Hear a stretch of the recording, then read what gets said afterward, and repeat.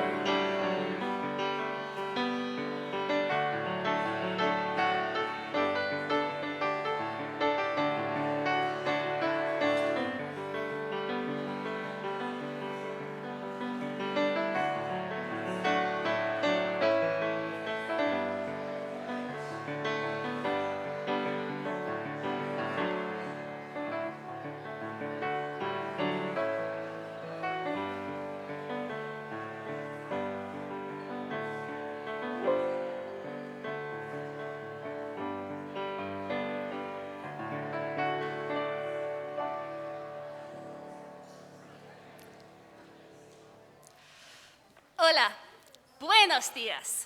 Mi nombre es Laura Radinoff. I serve gratefully as the treasurer of your Board of Trustees and serve as a careful steward of your financial support of this church. Happy Pride Month. Happy Caribbean American Month.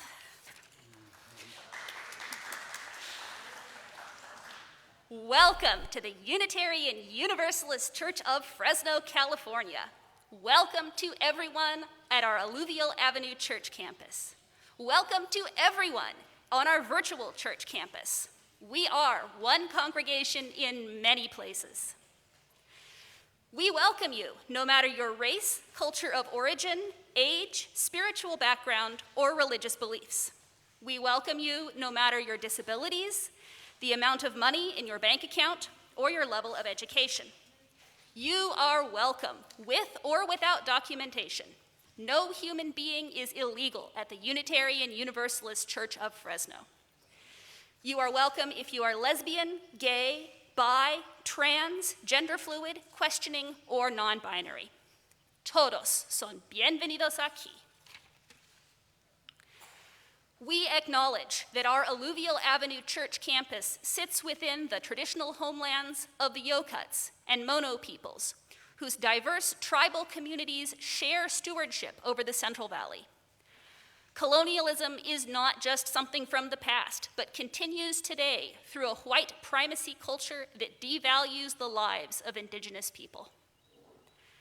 Knowing that all oppression is interconnected, and that none of us are free until all of us are free, we want to take a moment to mark an historical day for Fresno.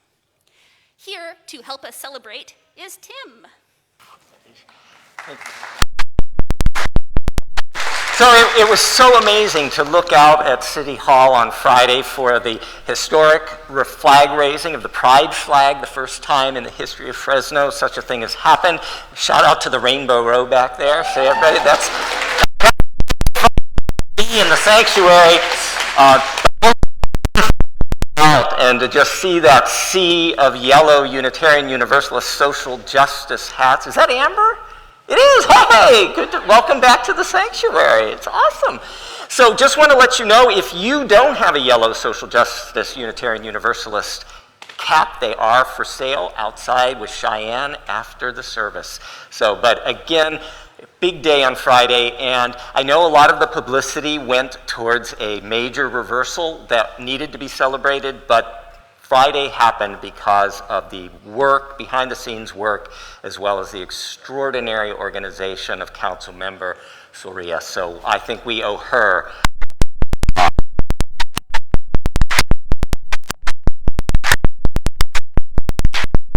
So this is week 3 back in our Alluvial Ave campus. We also have our virtual campus. I'd invite us in a way that feels authentic and without human touch, but hearts can certainly touch. Take a moment to say good morning to those who are around you, especially if it's someone you don't know, because we have some awesome new folks today.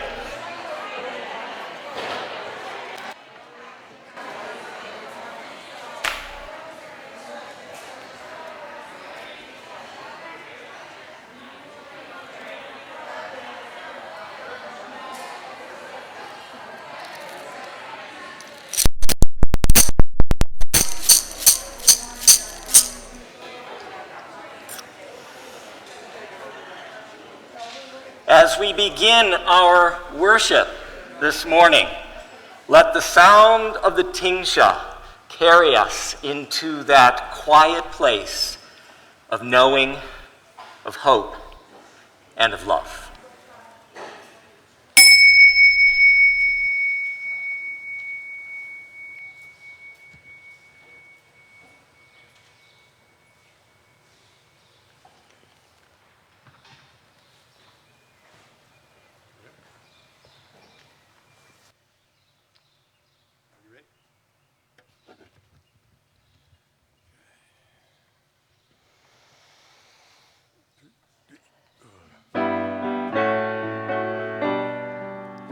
You can play the game and you can act out the part, though you know it wasn't written for you.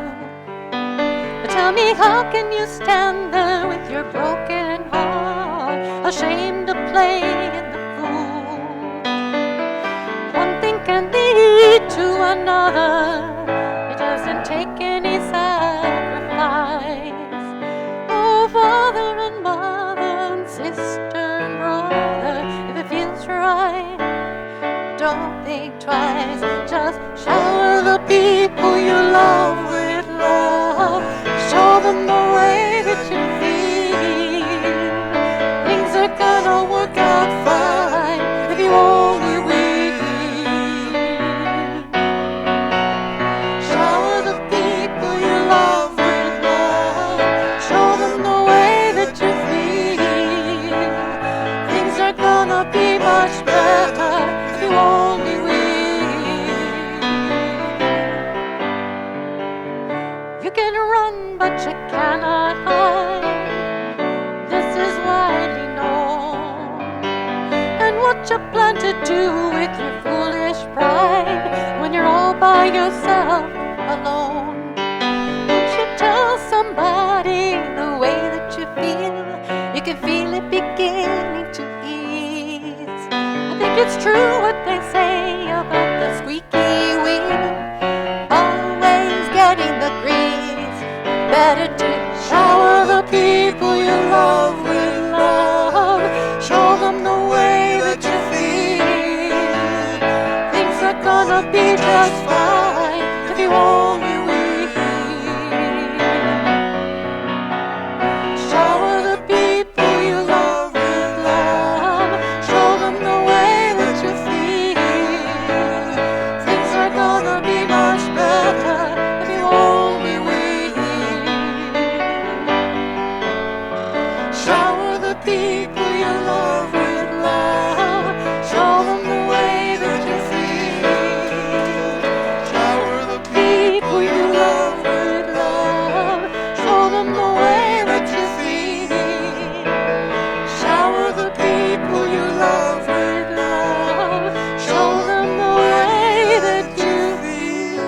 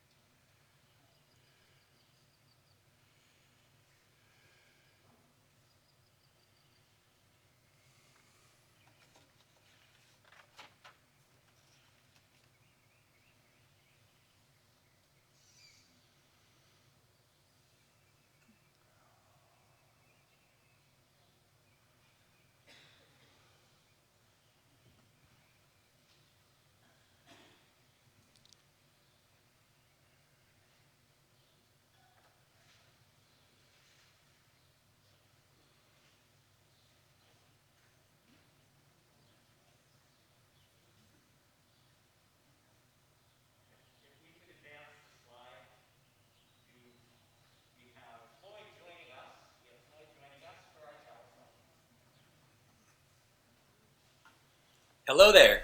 Buenos dias. Welcome to my home this morning, and thank you for joining with me, whether you're at our physical church campus or our virtual church campus. It's so neat that we're able to connect together and align ourselves to worship in such a dynamic way. I'm Floyd Sanchez. I've been a member of this congregation for about 5 years now. And I've been able to participate in the life of this congregation and the governance of this congregation in so many ways. I was recently a member of the board of trustees. I think I'm currently a member of the board of trustees. I won't be shortly. And no matter where you are physically today, we're together in our worship. Perks of the fact that we are one congregation in many places, and perks of the fact that there's many talented people within our congregation who contribute and work hard to make sure that we're able to meet even through some pretty rough circumstances over the past year and a half. For those of us attending via our virtual campus, Go Team Virtual Campus, please ready your candle or source of light. We'll be lighting our chalice together in a moment or two. So, I didn't grow up in a faith tradition, and actually as a young adult found myself kind of tense and closed off to the idea of faith. That's why I'm so thankful I found Unitarian Universalism, and I have a lot of gratitude that this was one of the first faith traditions to open my heart to further explore and consider oneness, and the concept some people call divinity.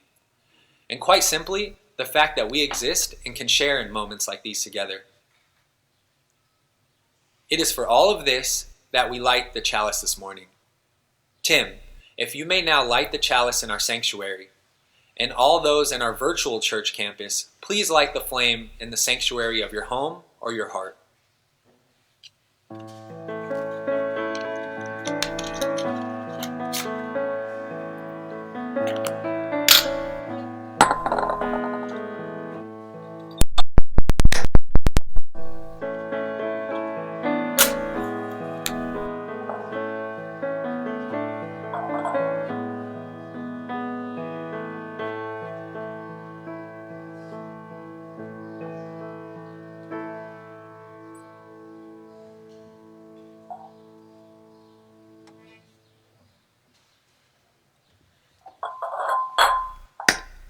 Let us rise now, in body or spirit, and join in singing what has become, over the last 15 months, our anthem for these complex and changing times.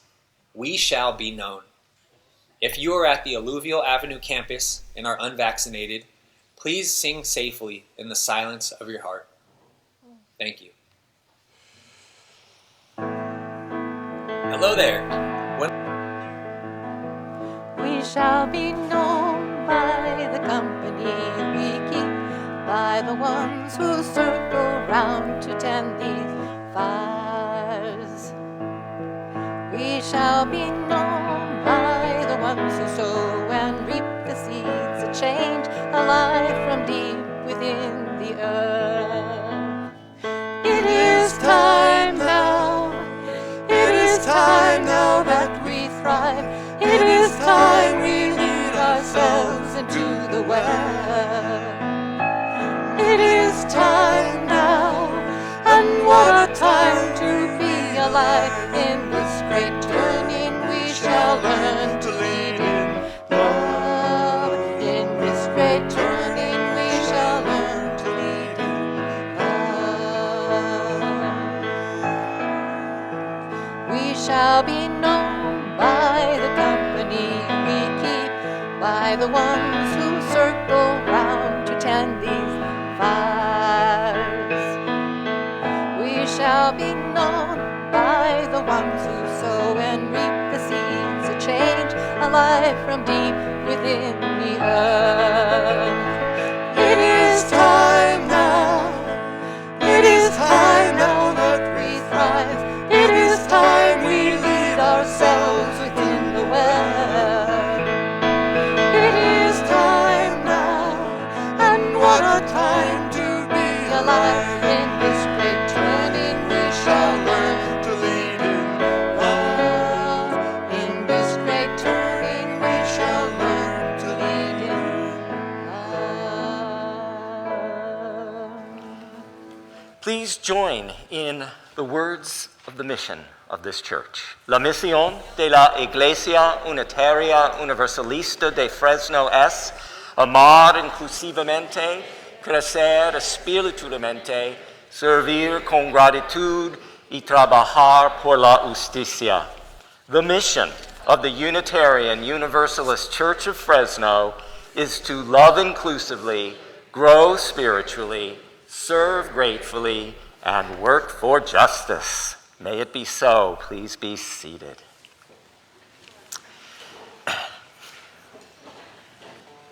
One of the things that many of us learned or was reminded of during the time of isolation, during those early weeks and months of the pandemic, was the power of our breath. The power of the breath to be able to carry us back into ourselves, to ground us back to our humanity in the midst of uncertainty and fear.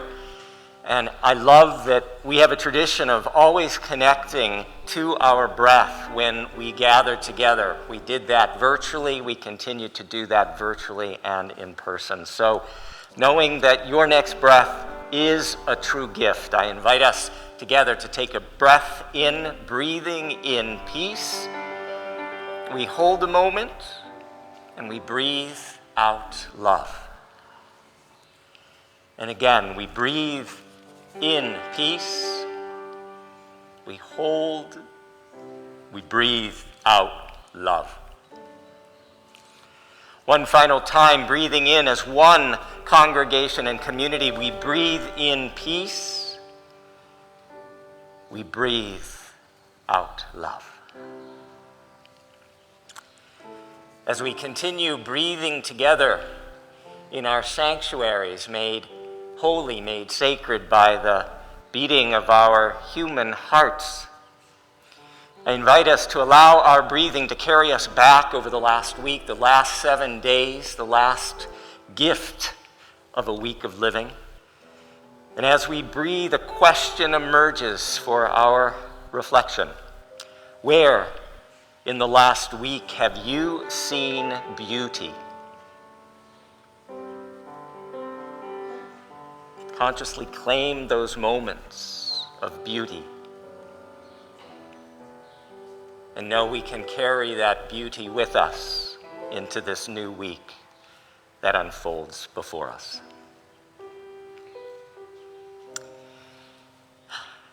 As we begin each week, we create space. We create the space and fill it with the love so that we can bring here into our sanctuary all those joys, those sorrows, those things for which we feel grateful, and our deep concerns. If you do have a sharing this morning of joys, sorrows, gratitudes, or concern in our virtual sanctuary, I invite you to just type that into the chat box, knowing that we want to leave off last names just to protect people's privacy. For those of us who entered our alluvial sanctuary, there's a small table at the back at the entrance, and some of us stopped there before taking our seats, and we wrote out on a small card what is alive within our heart. Raul is feeling great joy at the recent engagement to his husband-to-be, so congratulations to Raul.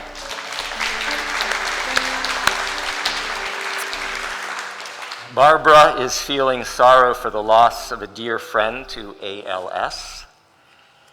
And Nancy Hatcher is asking that we join together offering prayers of comfort for her niece, Denise, who is struggling with cancer.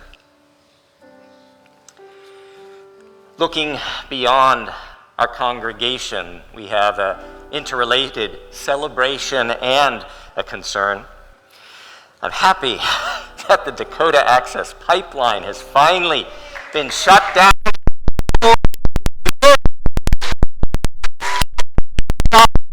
Standing Rock Sioux Reservation in North Dakota, and know that for so many years now that battle, as their sacred land was desecrated, their treaty lands were threatened, and the water system was threatened. This movement against was led by tribal members and other indigenous and other supporters, including many veterans. And as the sign says, we are protectors, not protesters. They were protecting their land. Many young people were attacked by militarized state police, as we can see in the next slide. And the protests continued in all weather, as we can see in our next slide. The camp was closed and the protectors were dispersed, but all of their sacrifice paid off. Keystone has closed that project permanently. If you would like to share your support with the Standing Rock Sioux Reservation, in the chat box type EJ for environmental justice. And even as we have a victory, at the same time, a massive indigenous-led protection effort against the expansion of the Enbridge 3A pipeline on tribal land in Minnesota ended in mass arrests. The water protectors, some chaining themselves to pumps and piping, say the tar sands pipeline expansion will exacerbate climate change, put nearby waters at risk, and threatens tribal lands, and it breaks treaties signed by the U.S. government. This past week, a total of 247 people were arrested. Many of them were Unitarian Universalists who traveled from all over the country to support these water protectors. For all those arrested, the total bail amounts to $900,000 that needs to be raised.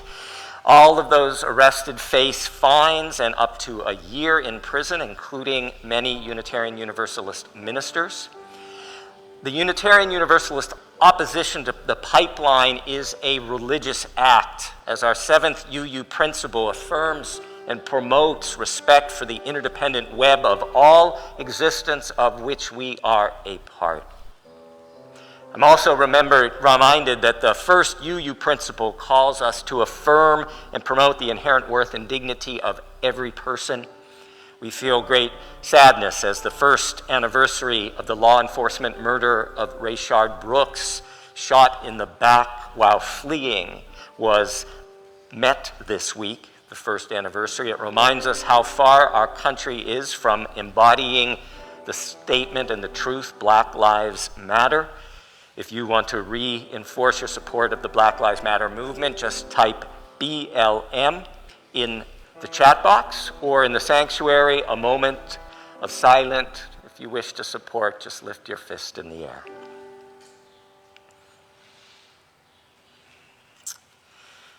We remember our beloveds, those members of our congregation who need our prayers, our thoughts and good wishes. Nellie Ann R., Glenda R., Pat M., Babs E., Robin G., Al G., Bill N., and Sam Z.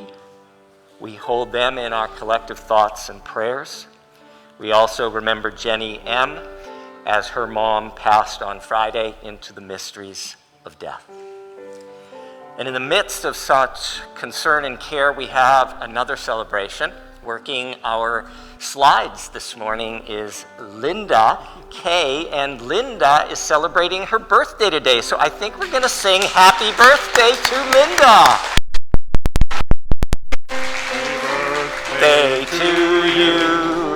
Happy birthday to you. Happy birthday, dear Linda.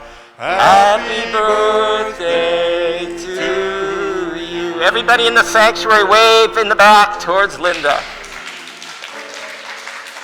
And so for all that has been shared, for all that we hold in the silence and yes, the sacredness of our human hearts, and for all those who on this Sunday morning have no one to remember them, no one to share their name with gentleness or love, we light our candle of community. By our remembering, may we and they be blessed. We light a second candle this morning, as is our custom every Sunday since the quarantine for the pandemic began here in Fresno. This candle burns for the over 3.81 million citizens of the world who have lost their lives in this pandemic, knowing that many more deaths are yet to come. In the light of these candles, we join our voices in our call to meditation. Voice still and small, the Kenya voice. Voice still and small, deep inside all, I hear you call. storm and rain, sorrow and pain, still we'll remain singing, calming my fears, quenching my tears through all the years, singing. Pequeña voz dentro del ser oigo tu voz cantando. En mi dolor, llanto y terror, siento tu amor cantando. Siempre darás calma y solas en mi desar cantando.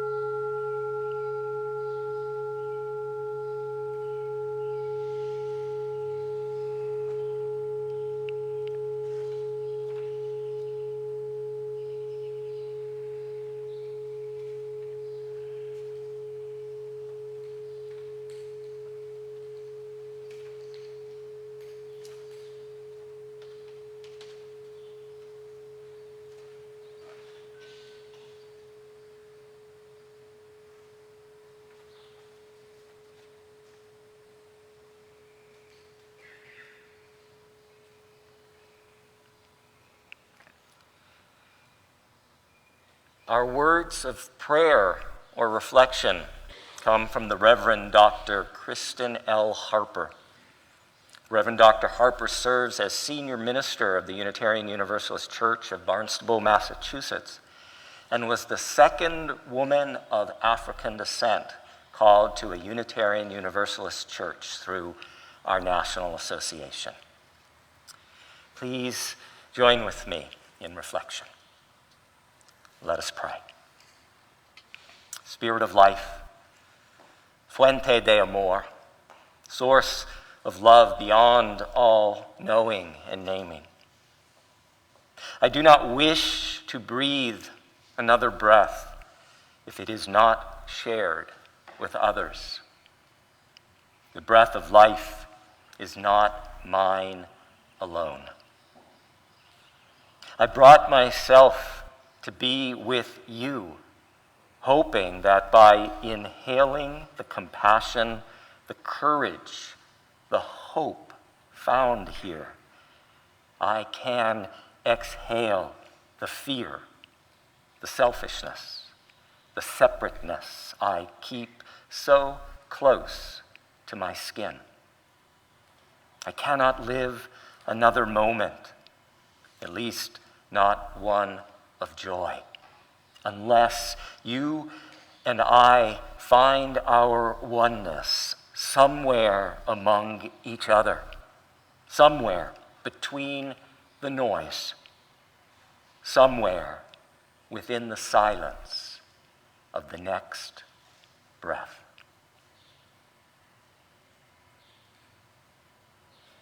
Que así sea, bendito sea. May it be so. Blessed be. Amen.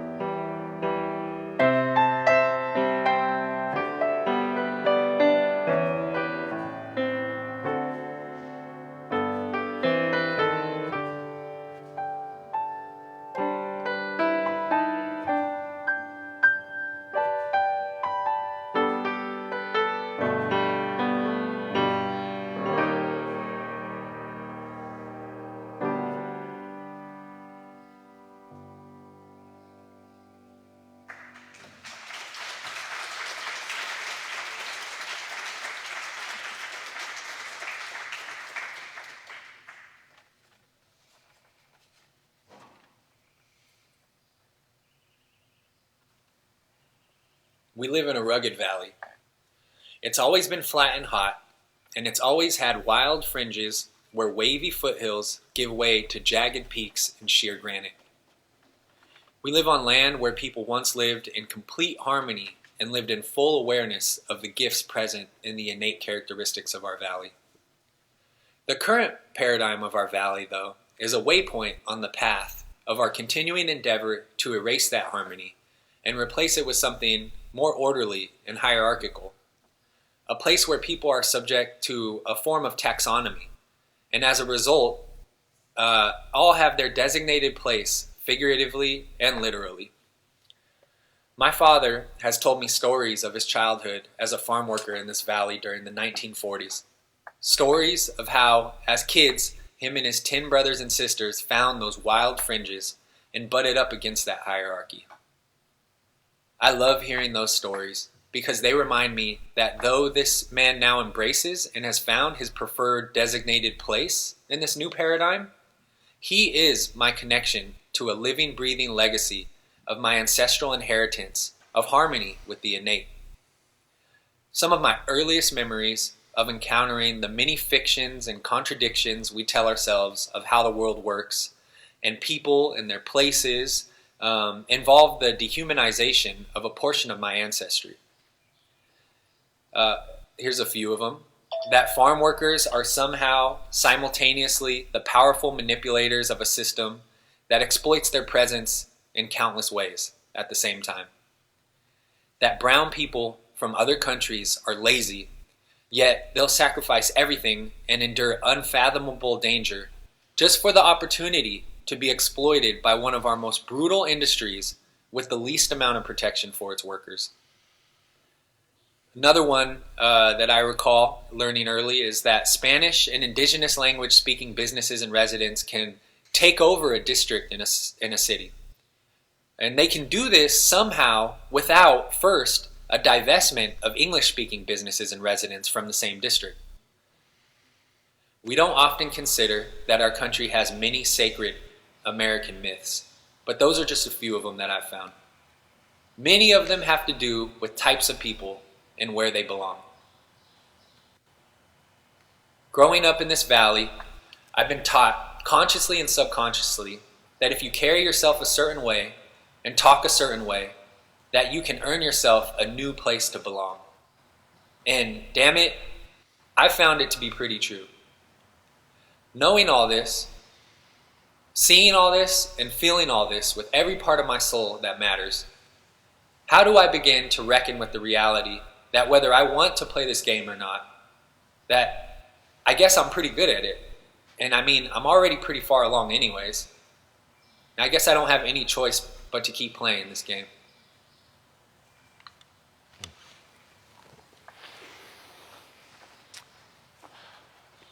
I invite us to rise in body or spirit. Let's live in a join rugged in valley. singing There Is More Love Somewhere.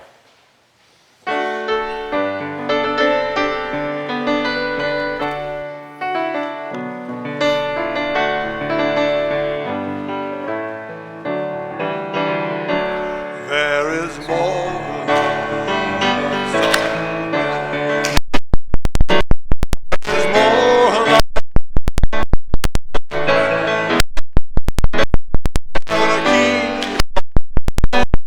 keep find.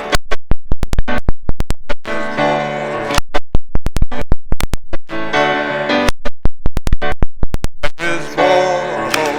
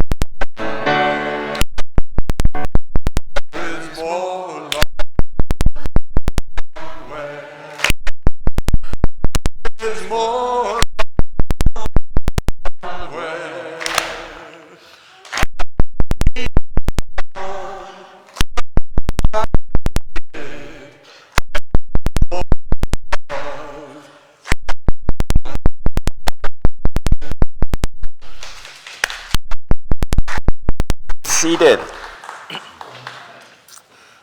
Over the last 12 months, we have been blessed to have been visited and heard the wisdom and words of some of Fresno's extraordinary authors. Today, we welcome back and add another name to the list of luminaries. Mark Arax has been called a 21st century John Steinbeck for his books that pry open the soul of California. His unique storytelling, combining history, biography, memoir, and reportage, delves deeply into the land and its people. A two-time winner of the California Book Award, he eloquently chronicles the culture of extraction that has leveled valleys and drained rivers and lakes. He confronts with lyrical passion a people's defiance of drought, flood, wildfire, and earthquake that has invented and reinvented California and now imperils its future. His books include In My Father's Name, a memoir of his father's unsolved murder, which I might add was the first book that I read upon arriving in Fresno 6 years ago. He is the author of the bestseller, The King of California, which was named a top book of the year by the Los Angeles Times and the San Francisco Chronicle. His newest book, The Dreamt Land, Chasing Water and Dust Across California, is being hailed by critics as one of the most important books ever written about the West. It, too, has become a national bestseller. Please welcome Mark to our pulpit this morning as he explores the rise of hate through the lens of the Central Valley. Mark.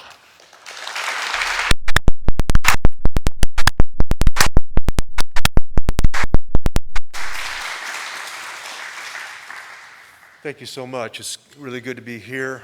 I'm reminded of my grandmother every time I step foot here. In the wake of my father's murder, she was seeking some kind of meaning, and she found the Unitarian Church. I think it was, where was it off of back then in the day? Yes, that was it. And I was a little kid, and I accompanied her there. So this is like coming home a little bit for me. I think it's the first time I've ever spoken here where Ray Encher wasn't in the crowd. I miss him greatly. I was with my son made his way through the Dreamt Land. It's not an easy book. It's about it weighs 2.2 pounds if you read the hardcover. And he said, "What's the next one going to be?" And I said, "I'm going to just dig deeper into this place." And he goes, "Well, geez, how much deeper can you dig into this place? You've written more words about the Central Valley than any published author in history." And I said, "Well, I don't know about that, but I'll have to count the words of Soroyan and some others to see if that's exactly true." But it's all about trying to puzzle out this place, to try to figure it out. I think we're all born dumb to our place, and if we live life correctly, we become less dumb by the time we leave this place. And that's all I'm trying to do. So lately, I've been looking at, and I think this is something that became more urgent after the death of George Floyd, to look at our place and to look at where racism begins in a place. And that's what I'd like to talk to you today about. I've written a couple pieces for the Fresno Bee, long pieces. There was one in the paper this morning. And I just want to talk a little bit about what I found. So I'd like to go back to the year 1920. It sounds like it's ancient, but it isn't. You know, I think in the piece this morning, I quote James Baldwin, who said that people are trapped in history, and history is trapped in them. I think that's very apropos for what we're going through now. I think it was Faulkner who said, "The past is never the past." Something like that. More eloquent. So 1920 is a year when a man named Colonel Jim Boswell leaves the South. His family are slaveholders, and he's been chased out of the cotton-growing South by the boll weevil, and he decides to come west to California to start up again. The West is a place to reinvent yourself. There's a couple different acts that you can have out here, second and third acts. So he arrives in the Tulare Lake Basin. Tulare Lake was the most dominant feature on the California map. It was 880 square miles at its peak. And 4 distinct tribes of Yokuts lived along its shores and fished its waters. They fished those waters in little tule rafts, and in the middle of the raft, it was cut out, and that's where they would spear the fish. And the lake was a shallow lake. The lake was the terminus of 4 rivers: the Kings River, the Tule River, the Kauai River, and in years when the snow melt was really, really profound, the Kern River would come up behind and join up with those 3 rivers, and they would meet in that flat lake bottom. It was so shallow that the Yokut women could fish for clams and mussels with their toes. So that lake had begun to go dry in the 1870s and 80s and 90s when settlers came here after the gold rush and started diverting the flows of those rivers. But it wasn't until 1925, 1930, after the Boswells and the Salyers started farming that ground, that they drained the lake for essentially good. Now, every so often, in spite of the contrivances of man, in spite of the ditches and canals and dams we built, that lake can come back in a flood year. But essentially, it was gone, vanished. And there was an old Yokut curse. I love this curse. White man, you can take our lake, but the vestiges of that lake, the vapors of that lake, the fog, will menace you forever. We don't seem to get the Tule fog that we used to, but it still comes back. So the Boswells brought the plantation south to the west. They brought its mint juleps. They brought African American workers from the south to pick that cotton. And they put down an economy, a plantation economy that exists today. I had the great privilege of meeting many, many families in that book, The King of California, that I wrote with Rick Wartzman. I was driving down 99 one day, saw a shack off the side of the road near Pixley, and there was smoke coming out of it. I thought no one could be living here, but someone was. And I crossed the railroad track, went into a vineyard, came upon this house, knocked on the door.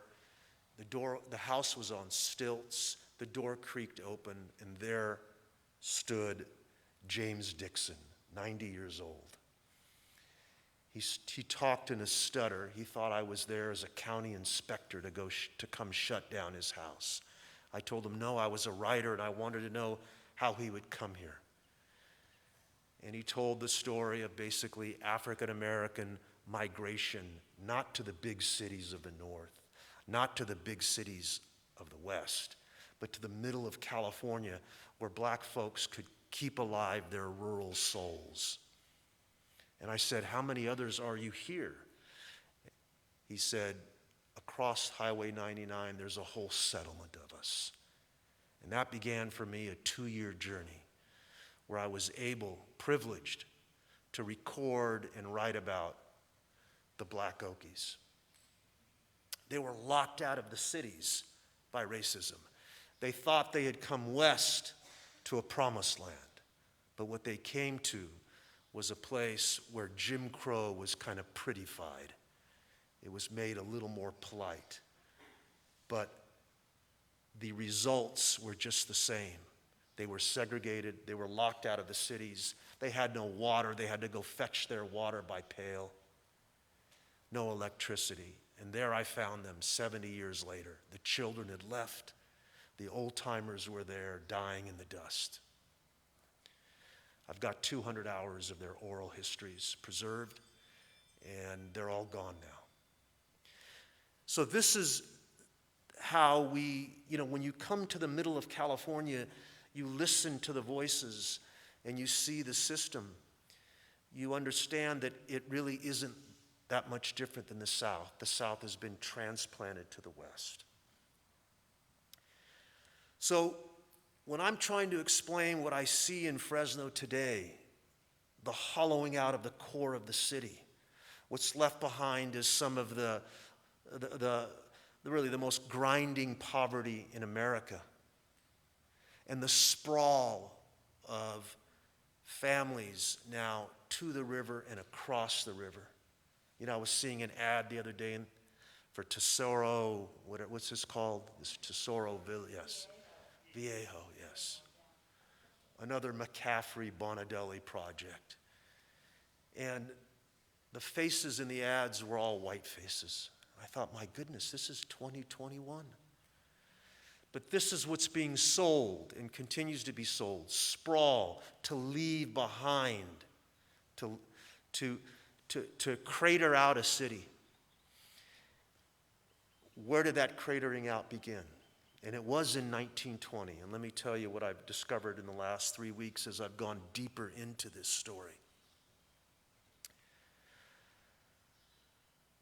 My people, the Armenians, arrived in the 1890s, but principally most of them came in the wake of the genocide after the 1950s to 1920s. And we lived in a ghetto in and around Ventura and M Street, and across the railroad tracks were the Volga Germans, okay? African Americans hadn't arrived in that many numbers yet. Only about 420 in the entire county. Latinos hadn't really arrived yet. But there was a ghetto, and it was Chinatown. So the first codes of California, the first institutionalized racism, were the restrictive real estate covenants that kept those tribes, those people in their ghettos. And when I went back to the county clerk's office this last couple of weeks and started looking back into our past, I couldn't believe how explicit and ugly these restrictions were. They always start with no Negroes, even though Negroes, blacks weren't really here. But I guess no self-respecting exclusionary code could leave out Negroes. No Negroes, no Asiatics, and no subjects of the Turkish Empire. This was the first one. Well, what subjects of the Turkish Empire were here but the Armenians? And then they started becoming more expansive. No Hindus, no Mexicans. This is how Fresno became Fresno. These folks were excluded. They couldn't live. And it didn't just go on for 5-10 years. This went on from the early 1900s to 1955 on paper. And then it gave way to a kind of redlining. So the overt racism of these exclusionary codes gave way, prepared the ground, a fertile ground for redlining. And what this did is it robbed great wealth from these families, the ability to accumulate, to buy a house in a good neighborhood, and to then have the leverage of home ownership to create wealth. I wondered why the exclusions were particularly ugly on the Armenians. They mentioned once each of those groups I talked about, but when it came to the Armenians, there were 5 and 6 mentions. No Armenian, no descendant of an Armenian, no subject of the Turkish Empire, no descendant of the Turkish Empire, no lineal descendant of an Armenian. I mean, they covered like 5 generations, all into the future. And the explanation was sun-made raisins. And let me explain that connection.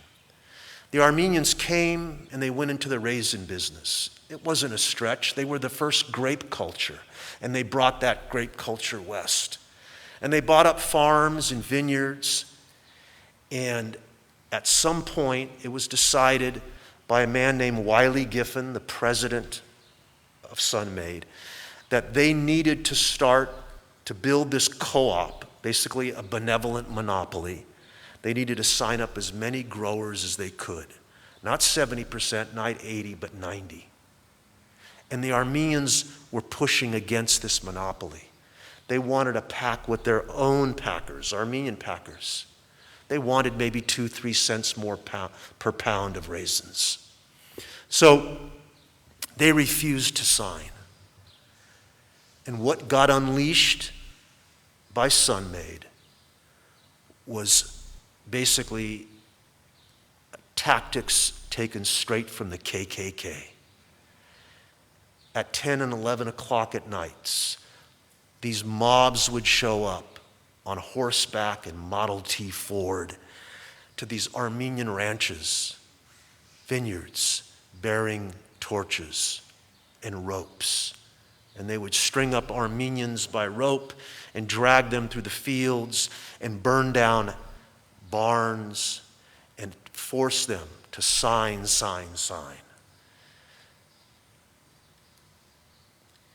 This terror campaign ended up resulting in 90% of the signatures.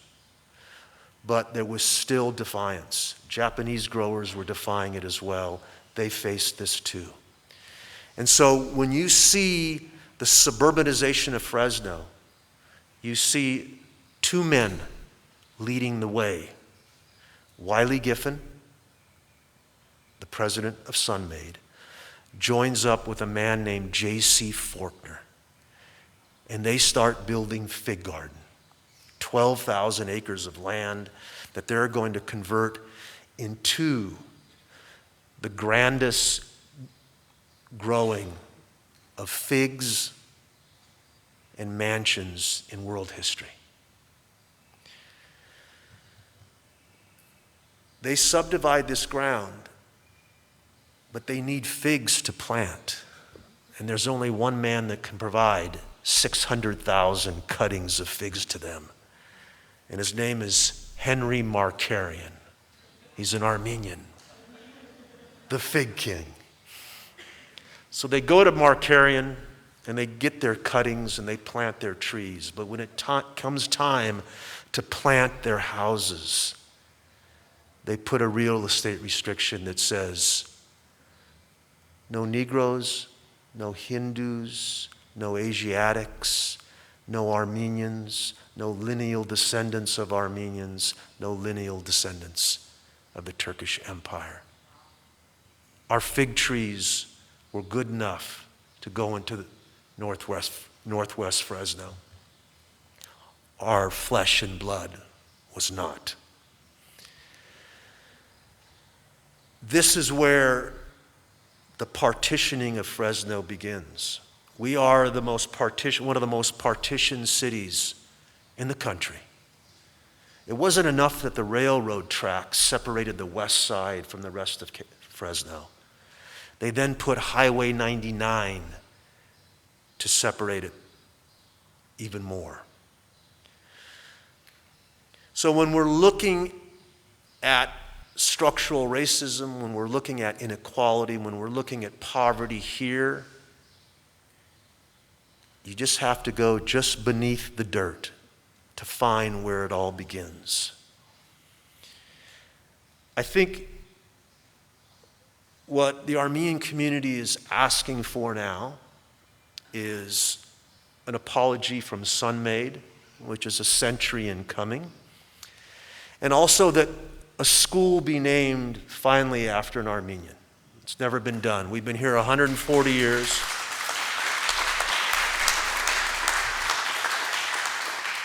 And so we're thinking a nice solution to all of this would be to remove the name of J.C. Faulkner, the most powerful white supremacist in Fresno history, and put the name of Roger Tatarian, one of the giants of journalism and a native son, on that school. Now, I say that with some hesitation.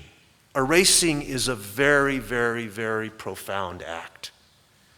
You know, right now, there's a movement to erase John Muir.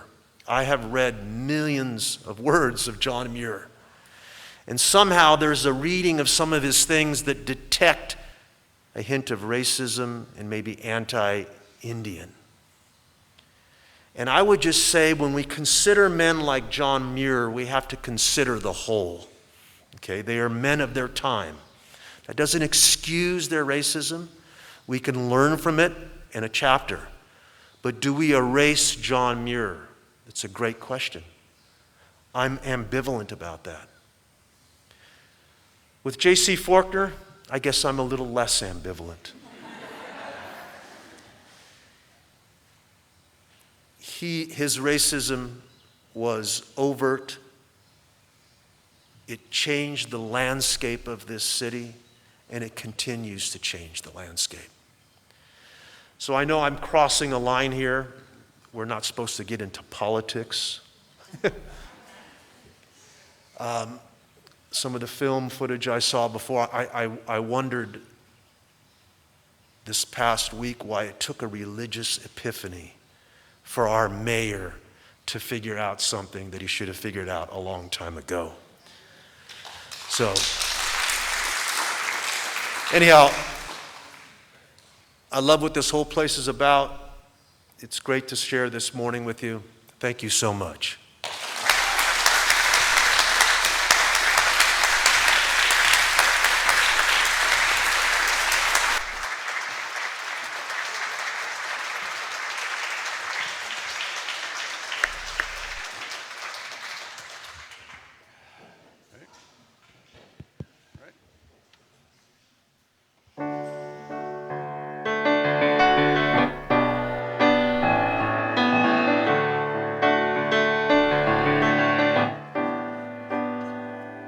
I heard an owl call last night, homeless and confused, and I stood naked and bewildered at the evil people do. And up upon the hill there is a terrible sign that tells the story of what shadows wait if we leave the light behind. So don't tell me hate is ever right or God's will. These are the wheels we put in motion ourselves, and the whole world weeps and is weeping still. Though shaken, I still believe that's the what we all can be, and the only peace this world will know can only come from love.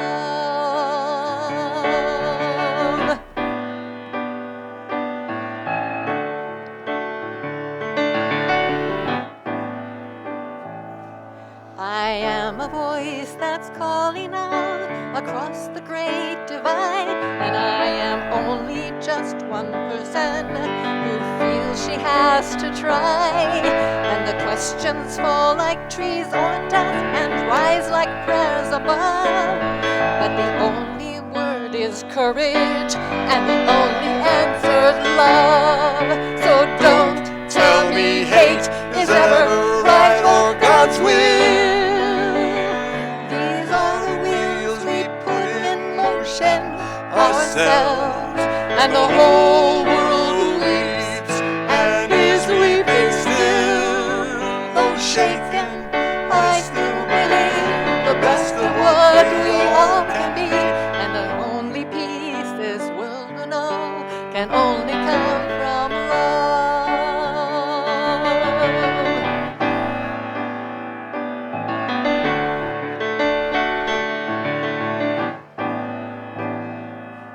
Light every candle that we can. We need some light to see. In these days of deepest loss, treat each other tenderly. And the arms of love will gather in each sparrow that falls, but makes no separation, just fiercely loves us all.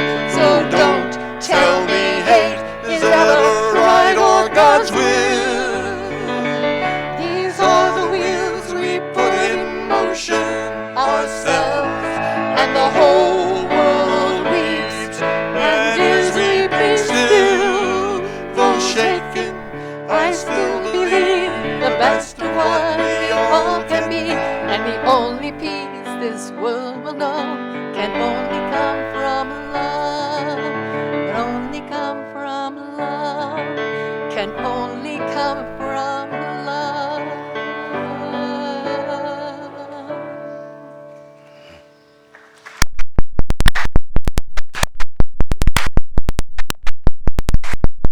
Much, Leah. And I'm thinking of those famous words of Cornel West: justice is what love looks like in public. I'm proud that through the history of Unitarian Universalism, we have been leaders in so many of this country's justice movements. The first folks who advocated for prison reform, who believed you just don't lock people away, but you help them reclaim and rebuild their lives, were Unitarians working in the prison system. And so it gives me just special joy to be able to introduce this week's Second Sunday offering. We do have a tradition, the second Sunday of every month we hold a special offering for a social justice group or organization that is in alignment with our Unitarian Universalist values. And today I am happy to welcome back to the sanctuary Arnold Trevino, and he's going to remind us about the important work from the Inside Garden program. Please welcome Arnold.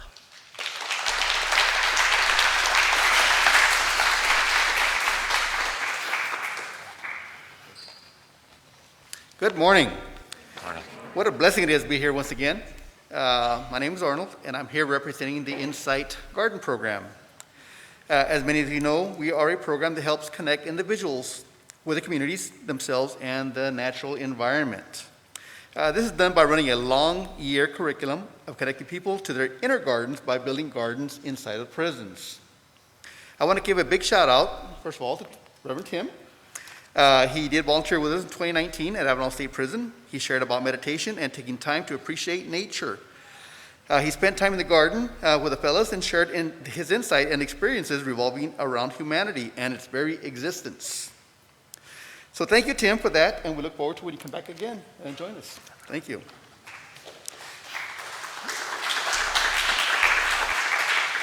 So the last time I was here, I did share I was formerly incarcerated, and I did participate in programs such as the Inside Garden program, which helped me reconnect with myself. And as a result of reconnecting with myself and working on my own inner garden, after spending 25 years in prison, I was released in 2011 and eventually became a Fresno State student.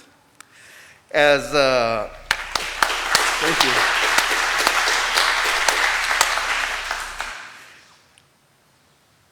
In 2012, I went re-enrolled to school, and then in 2019, I finally graduated as Dean's Medalist, and I earned my master's degree in social work. Thank you.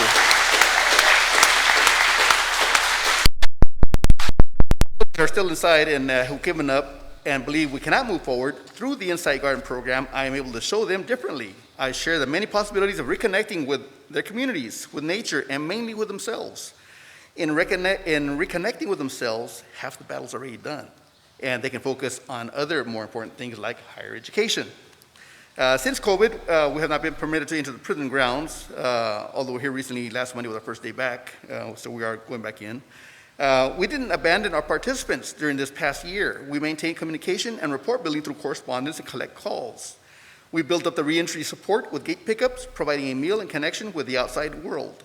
We have a long-term support system, including referrals to housing, job placements, mental health, substance abuse programs.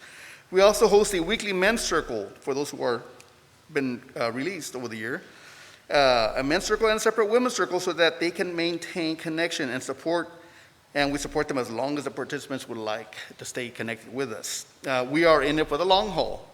We are hoping you can continue supporting our program so we can continue doing our work within the prisons. Our work gives the men and women hope that there is a brighter future and shows them that people still care. As well, we continue helping them reconnect with themselves so they can connect to their communities and finally connect them with nature. We also welcome volunteers if you're interested in going into the prisons and working with the men and women. We are certainly open to that. Witnessing transformation and aha moments are totally priceless. You need to see this. So thank you, and we can be contacted at the address seen in the pic behind us. Thank you.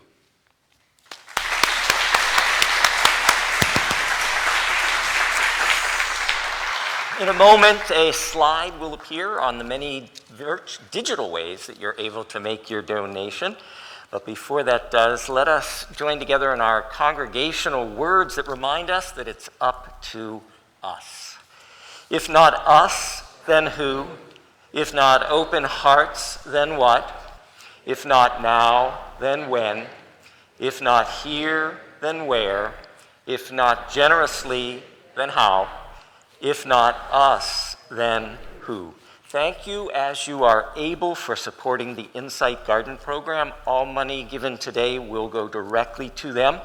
As the slide appears with ways of giving, I'm reminded to let you folks who are here in person at the Alluvial Avenue campus know that we can't pass the basket due to the pandemic, but we will have baskets at the doors for your checks and cash donations. And give us about 10 seconds of fancy, inspiring giving music.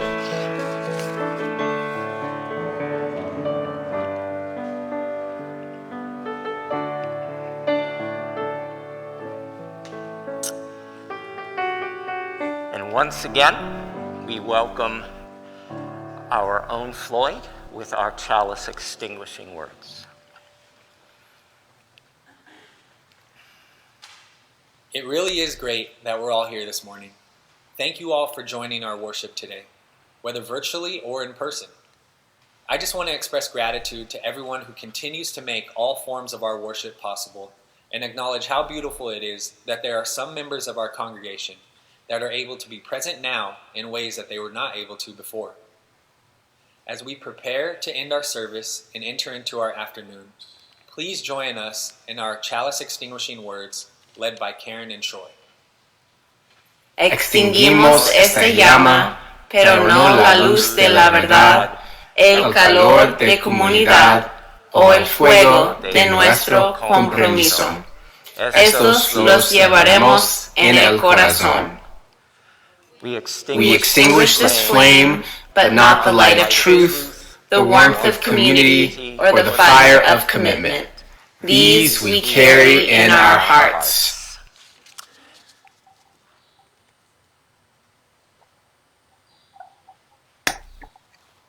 It's great to see you all, and have a great Sunday. I hope Thanks to a lot, see you Floyd. next week. Well, that we can have folks who wouldn't be able to be in the sanctuary be with us in the sanctuary. I love it. Just a quick reminder, coming up tonight at 6 p.m., our Faith in Film with Reverend Tim series continues with an award-winning film, Deep in Vogue. It is a film for Pride. I think there's a slide that should pop up with that. Did it not appear? It's vanished. Somebody doesn't want us to promo Pride. But it's 6 p.m. on Zoom. I hope you will join me. It's a film about how Black and Latinx gay men and trans people find love, acceptance, and a safe space and a place to belong in the Vogue ballrooms of Manchester, England, and links that current Vogue movement to New York City in the 80s. It's a pretty interesting film. A couple quick other reminders before we have closing words and our sung benediction. When we're going to exit, we ask that you allow everyone in the socially distanced section to exit first through the side doors where Nancy is so beautifully pointing. And once those folks have left, we invite the rest of you to just travel across the sanctuary, and again, Nancy's doors, that's the exit point. If you have mobility issues, which you know we want to make sure that you are able to leave the sanctuary quickly and safely, we'll let you go out the main doors, but everybody else out the side doors. Mark, you're welcome if you wish to stand out there and keep socially distanced, but if you want to receive folks and have folks give their thanks, feel free to do that. Parents, this is so important. Do not go back to where the kids are hanging out to pick up kids. We ask that you go back to the religious exploration table, and our wonderful Sunday morning staff will bring your precious kiddos to you. So, Lisa, you reminded me that since we are, at least some of us are back in campus, we can begin something that we really love. We haven't done it for a while. At the end of the service, we invite those folks who are with us for the first, second, or third time to rise. We ask you to do this not to embarrass you, but we're genuinely glad you could have been anywhere, but you're here. So if this is your first, second, or third time, please rise. That's awesome.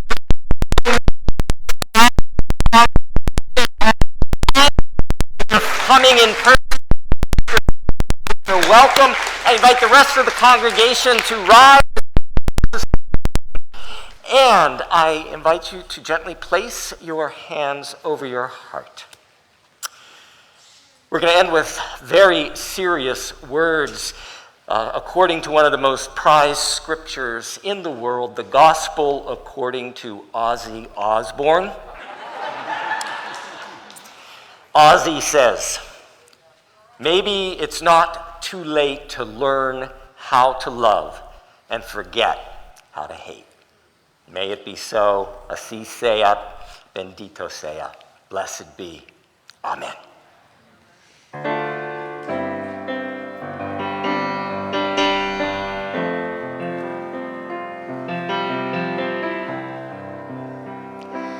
Go from here in peace, go with love.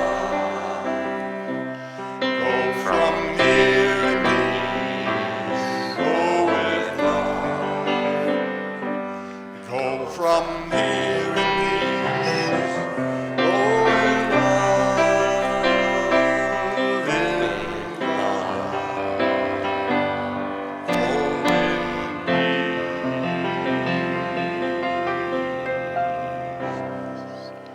Shalom. Shalom and assalamu alaikum.